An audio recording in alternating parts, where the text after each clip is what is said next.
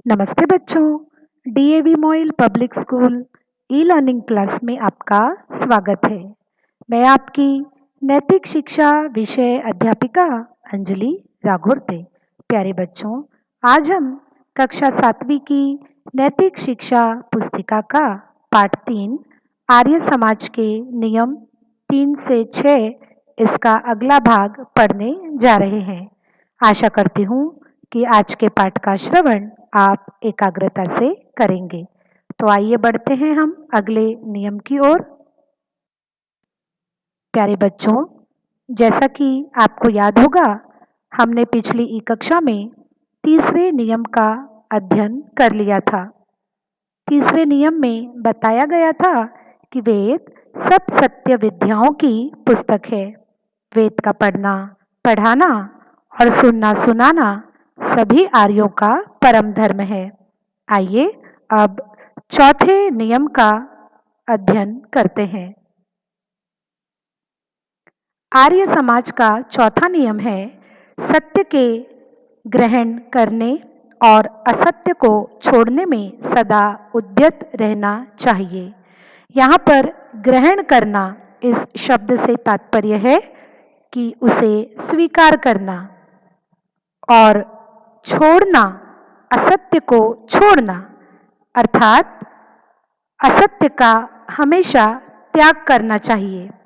आइए इस चौथे नियम की व्याख्या को हम समझ लेते हैं। बच्चों, सत्य क्या है? जो वस्तु जैसी हो उसे वैसा ही मानना, कहना और करना सत्य है। इसके विरुद्ध मानना, कहना और करना असत्य है।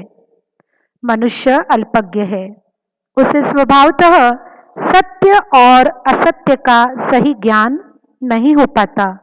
यहाँ पर अल्पज्ञ शब्द का प्रयोग किया गया है। अल्पज्ञ का अर्थ है उसे आधा ज्ञान है, वह ज्ञानी नहीं है, क्योंकि जो देखता है उसे सत्य मान बैठता है और जो उसके सामने है ही नहीं, है ना। असत्य को सत्य, सत्य को असत्य।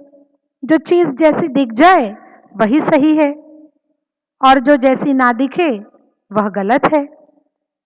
अपने अध्ययन, प्रयोग और अनुभव के आधार पर वह सत्य और असत्य का निर्णय करता है।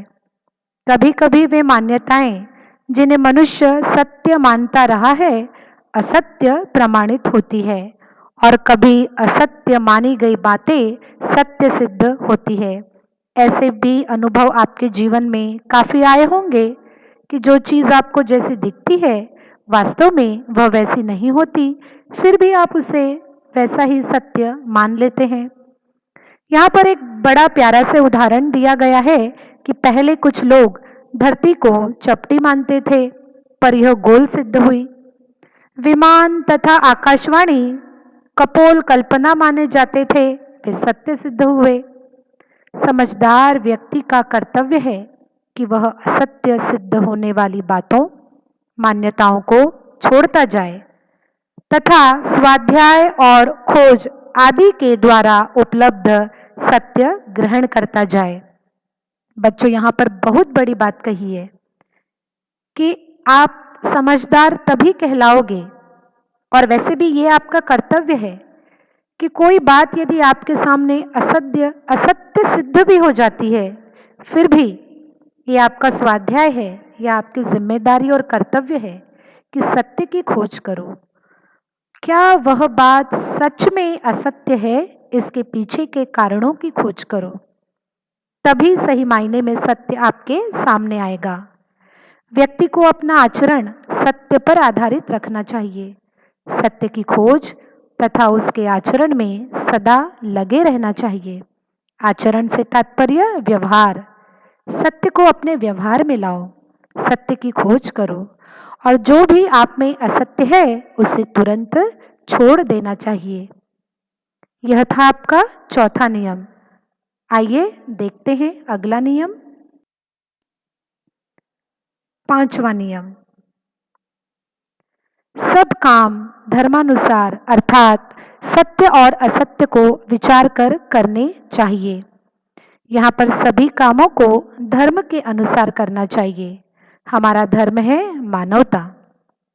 सत्य के मार्ग पर चलकर ही हम अपने सभी कार्यों को पूरा करेंगे। किसी भी कार्य को करते समय सत्य और असत्य का विचार हमें करना ही होगा। आइए इस नियम की व्याख्या को समझ लेते हैं। इस नियम का संबंध हमारे प्रतिदिन के जीवन से है। हम प्रातः उठने से लेकर रात को सोने तक कुछ न कुछ करते रहते हैं। रात को स्वप्न में भी हमारा मन कुछ न कुछ करता रहता है। यह नियम हमें शिक्षा देता है कि जागते या सोते हम जो कुछ भी करें वह धर्म के अनुसार हो, पाप न हो। जिन नियमों से संसार में सुख शांति रहती है, अपनी तथा दूसरों की उन्नति अर्थात अभ्युदय होता है। उन्नति से तात्पर्य हमारा विकास। जिनका आचरण कल्याणकारी है वे नियम धर्म कहलाते हैं। इस नियम में इसी बात की ओर इशारा किया गया है कि जो भी काम हम करें वे धर्मानुसार हो, उससे किसी भी व्यक्ति को किसी प्रकार की परेशानी या दुख न हो। कार्य को करते समय वह कार्य यदि सत्य कार्य है तो उसे हम अवश्य करेंगे, लेकिन असत्यता का आभास भी उस कार्य में होता है तो ऐसे कार्य हम नहीं करेंगे, क्योंकि वह पाप है। हम अपने आप को पाप का भागीदार बना रहे हैं। एक बहुत ही सुंदर संस्कृत का श्लोक यहाँ पर लिखा गया है। नास्ति सत्यात् परो धर्मो ना सत्यात् पातकम परम। इसका अर्थ है सत्य से बड़ा धर्म और असत्य से बड़ा पाप नहीं है। असत्य के जोर पर आप अपना विकास कितना भी क्यों न कर ले, पर वह अधिक समय तक नहीं रहेगा। लेकिन सत्य के आधार पर आप कोई भी कार्य करते हैं तो आपके ना होने के बाद भी यह संसार आपका नाम स्मरण करेगा, आपको पूजते रहेगा। तो बच्चों, यह थे आज के पाठ के 2 नियम, चौथा और 5वां। आशा करती हूँ यह नियम आपको समझ में आए होंगे। आइए आज के पाठ की गतिविधि देख लें। आपको गतिविधि में आर्य समाज का चौथा और 5वां नियम कंठस्थ करना है। आशा करती हूँ आज का पाठ आपने एकाग्रता से श्रवण किया होगा। इसी के साथ हम यहीं पर आज का पाठ समाप्त करते हैं। हम फिर मिलेंगे अगले नियम के साथ, अर्थात इस पाठ के 6ठे नियम के साथ। हम मिलेंगे अगली ई कक्षा में। तब तक के लिए धन्यवाद।